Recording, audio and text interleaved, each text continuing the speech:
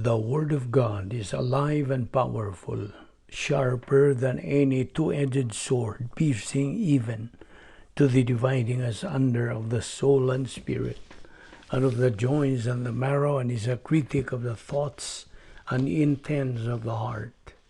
All Scripture is God-breathed and is profitable for doctrine, for reproof, for correction, for instruction in righteousness, that the man of God might be mature, thoroughly equipped unto all good works.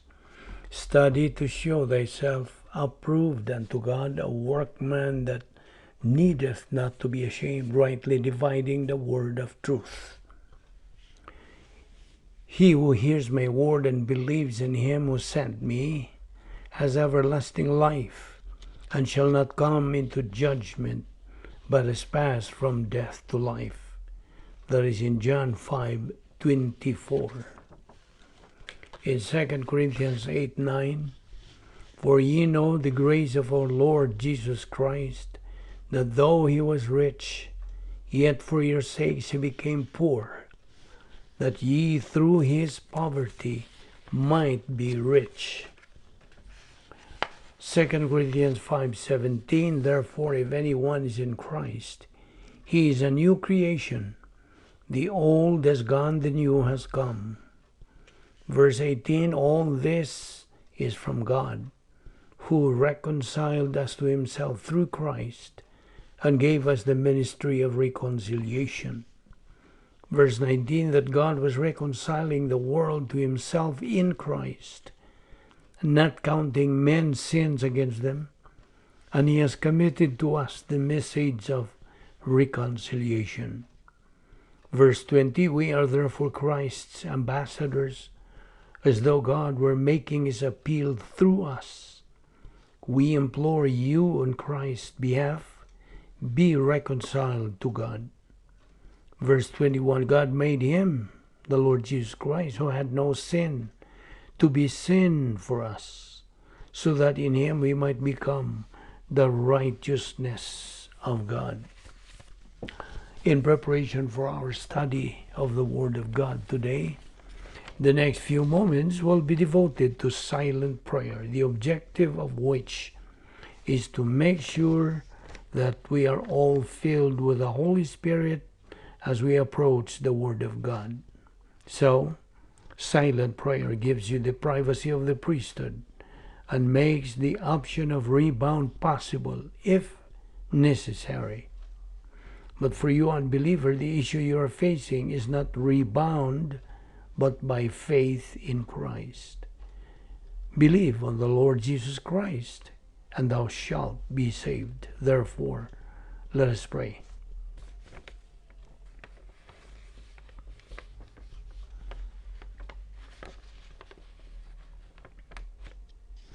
We thank you, Father, for your wonderful sense of humor, for your faithfulness, your relaxed mental attitude toward us because of grace, for the fact that you have never compromised your character even once in loving to the maximum the worst believer and the best who ever lived. We thank you, Father, that grace found the way to accomplish all of this.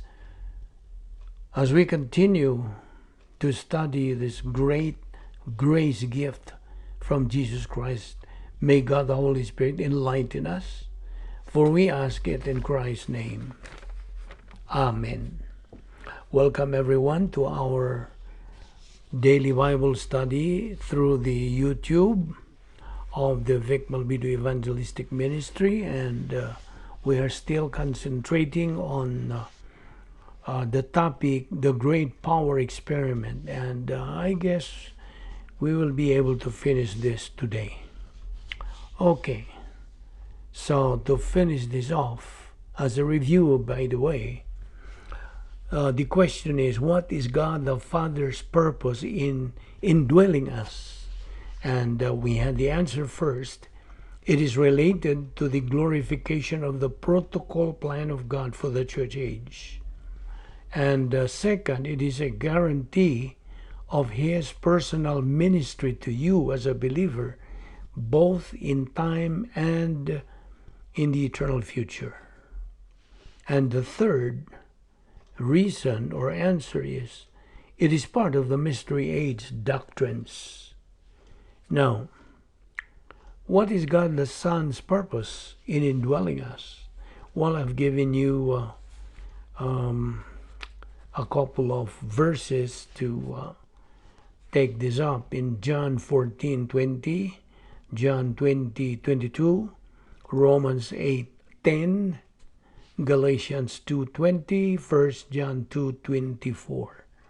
So the answer to that question, what is God the Son's purpose in indwelling us? First, to be a sign and a badge of our royalty, our being members of the royal family of God. The second, it is a guarantee of life eternal. And then the third, he holds all the escrow blessings. Okay? Now, what is God the Holy Spirit's purpose in indwelling us? The answer is a guarantee that we are going to receive all the things that God has prepared for us in eternity past. Well, that's found in Romans 8:11, 1 Corinthians 6:19-20, and 2 Corinthians 6:16. However, there are times that, of course, human as we are, there are times that we become depressed and frustrated. But this is not an excuse, because the Lord Jesus Christ is the one who motivates us to move onward as good soldiers of Christ, plus God the Father and God the Holy Spirit's presence and power.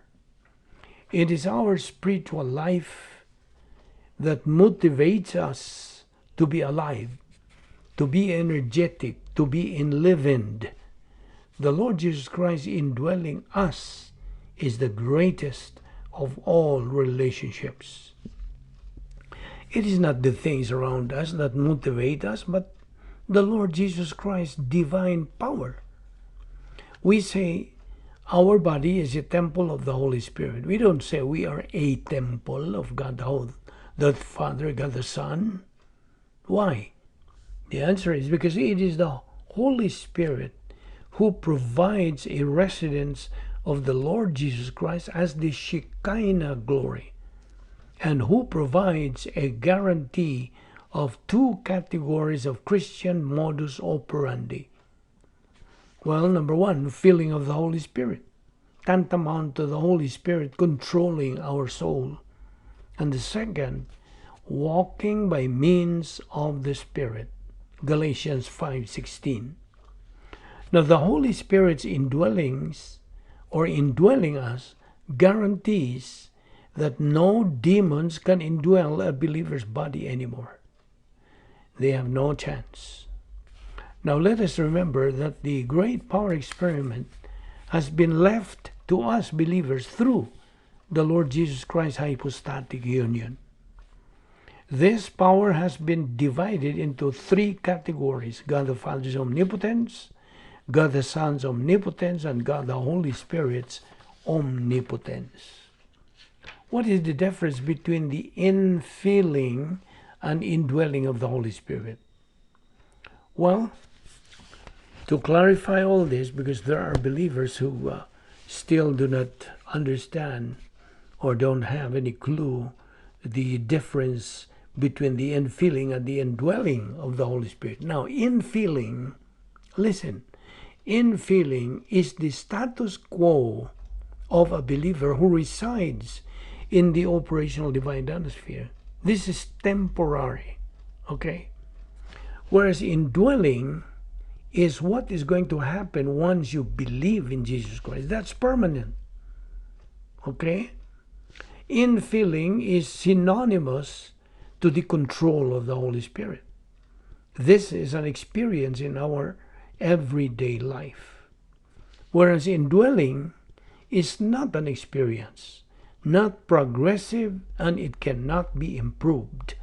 This happens once and for all. Understand? Now here's a question.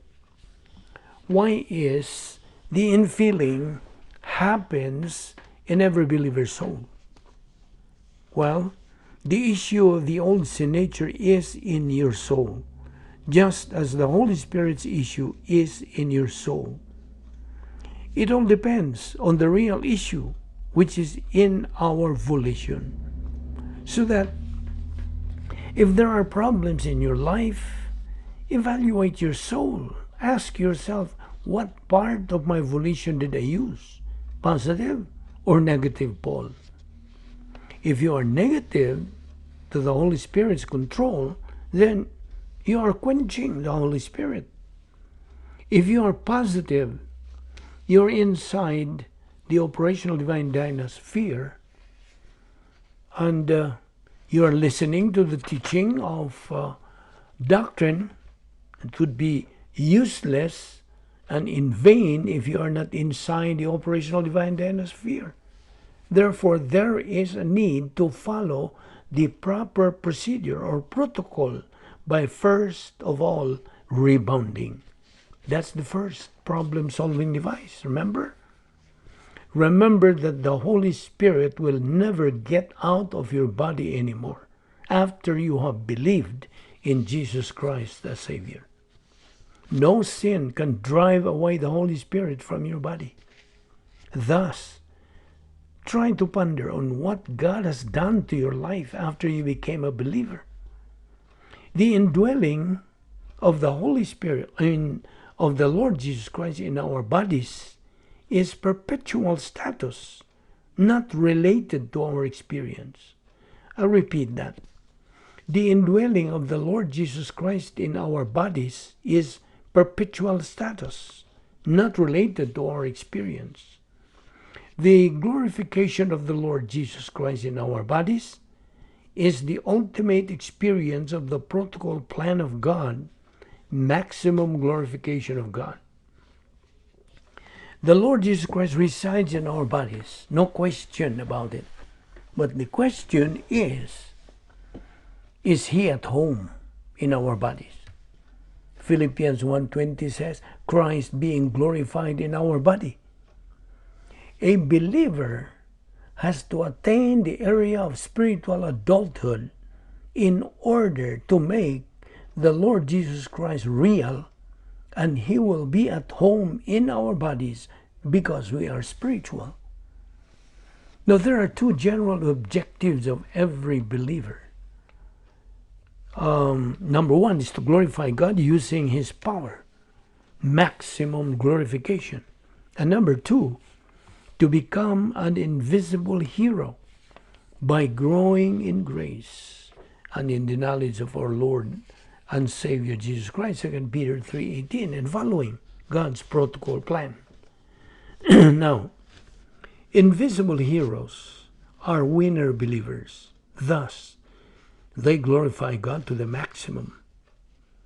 Problems in life are normal, right? In fact, all of life is problem solving. God provides us His 10 problem solving devices. God does not want believers to be slaves to circumstances, to environments and things. He wants us to be above them and throw all crutches in life and be a winner. So if you have some problems and sufferings in this life, enjoy them by using God's 10 problem-solving devices. Remember the powers that every believer can avail: God's omnipotence, the Word of God. Those are the two important powers that every believer has to use while he is availing of them. Now, what are the general objectives of every believer?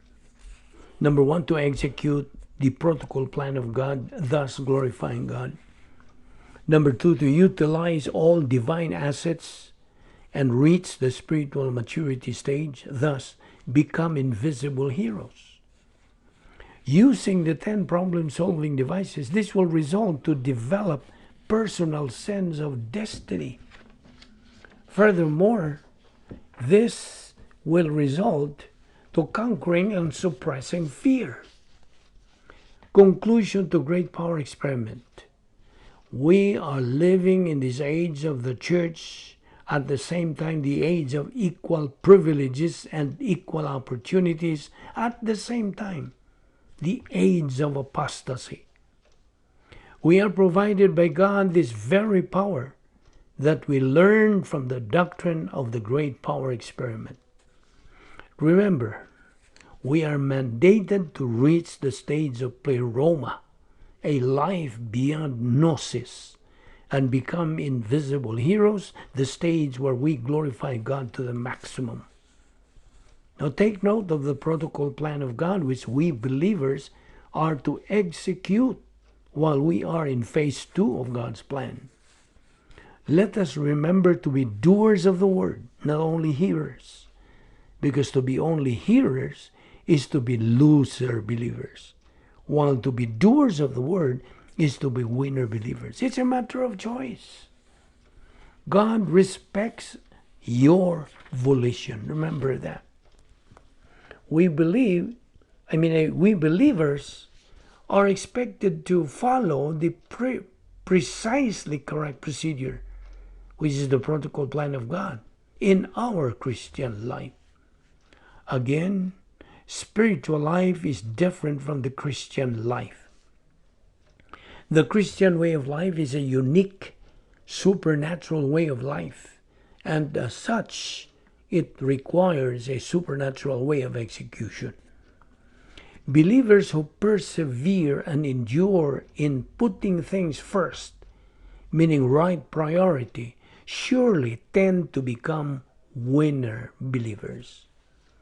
Remember, the Lord Jesus Christ's hypostatic union utilized and experimented the great power experiment and proved it to be very effective.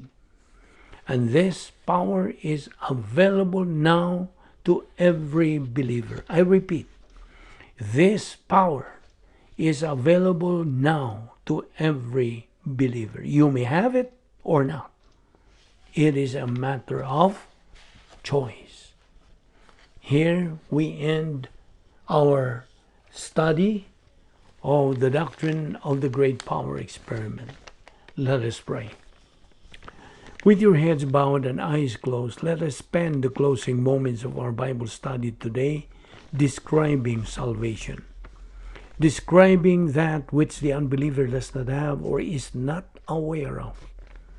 It is time, if you are an unbeliever this morning or this afternoon, that you be aware of what Jesus Christ offers to you. He offers eternal life. God so loved the world that he gave his only uniquely born Son, that whosoever believeth in him shall not perish, but have eternal life. Now, everybody wants eternal life. So if you want it for real, if you want the eternal life that God promises, you must understand how Christ brings it to you. First of all, he appeared as God and man. That is who Jesus Christ is. And then he came for one single purpose, and that was to die for you. Of course, he taught doctrine while he was here, but his mission was to die so that we might have fellowship eternally with God. And how would that work? Well, he went to the cross, and God imputed to him all the sins of all mankind, including all of yours. And on that cross, God judged Jesus Christ for your sins. That means he was your substitute. The sins that rightfully God should judge, that are yours, he judged in Christ. So, now your sins are not a block. They are not an issue anymore when it comes to your relationship with God, because Christ took care of that. And so because he did, there is a simple way to receive eternal life. Because of Christ, all you have to do is accept his work, accept his person. Believe on the Lord Jesus Christ, and thou shalt be saved.